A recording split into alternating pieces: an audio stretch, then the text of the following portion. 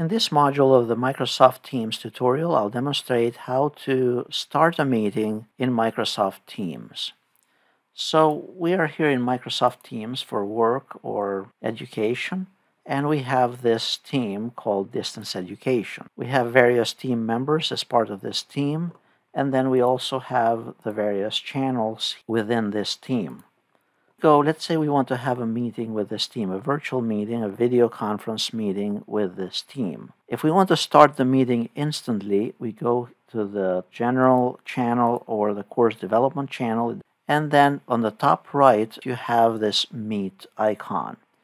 Notice there is also a drop-down. You can schedule a meeting right away, you can start it right now, or you can schedule a meeting for some time in the future. So to start a meeting, we click on Meet here. Right now I'm turning off the video for the purposes of the recording of this video, but you can choose your microphone and then click on Join Now.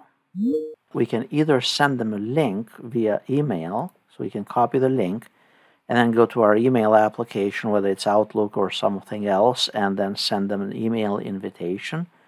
Or we can invite the attendees directly by clicking under Add Participants, select the names of the attendees.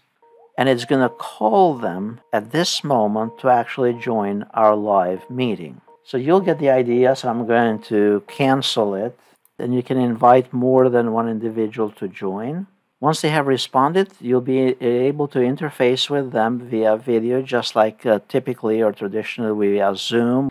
And from here, you can utilize the chat option, breakout rooms, very similar to Zoom.